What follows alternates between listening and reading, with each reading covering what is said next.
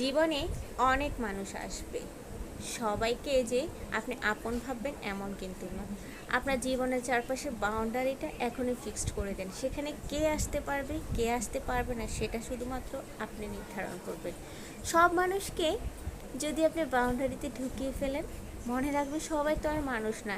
এর মাঝে কিছু গরু ছাগলও থাকবে, যারা আপনার শখের বাগানটা, আপনার শখের জীবনটা নষ্ট করে দিবে। তাই অন্য মানুষকে তো আপনি বদলাতে পারবেন না, সবাই তো আপনার শুভাকাঙ্ক্ষী নয়। কিছু মানুষের কাজ হচ্ছে আপনার নিন্দে খোঁজা, আপনার দোষ খোঁজা। তাই ওসব মানুষকে ইগনোর করুন।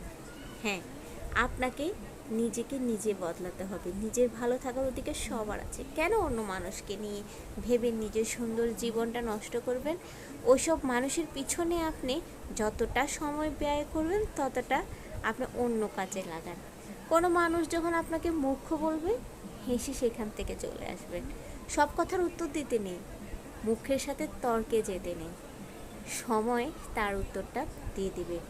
কোনো মানুষ যখন আপনাকে হিংসা করতে ব্যস্ত, আপনাকে সমালোচনা, নিন্দা, আপনি খারাপ সেটা প্রমাণ করতে ব্যস্ত, আপনি তখন গাছ লাগান, আপনি তখন বই পড়ুন, দুটো সাহিত্যের বই বেশি পড়ুন, নিজের জ্ঞানটাকে বৃদ্ধি করুন। এ ধরনের মানুষের সাথে থাকা মানে নিজের সময় নষ্ট করা, নিজের লাইফের সৌন্দর্য নষ্ট করা। ভালোভাবে বাঁচতে হলে এসব মানুষকে জীবন থেকে আউট করে দেন। জীবনটা খুব ছোট। এই এক জীবনে আপনি একজন মানুষ সবার কাছে কখনো ভালো হতে পারবেন না।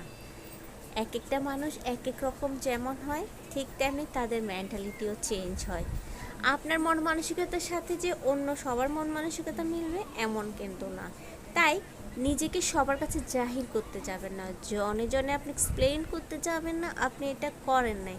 একটা কথা মনে রাখবেন, যে মানুষগুলো আপনাকে দোষ দিতে সবসময় মরিয়া হয়ে থাকে, হাজার বার বুঝালেও তারা আপনার দোষটাই খুঁজে পাবে, আপনার দোষ দিয়ে যাবে। তাই বলবো, ওদেরকে আপনার কোনো কিছু ব্যাখ্যা করা, এক্সপ্লেন করার কোনো প্রয়োজন নেই। আপনি তার কাছে এক্সপ্লেন করুন যার কাছে আপনি আয়নার মতো দাঁড়াতে পারেন।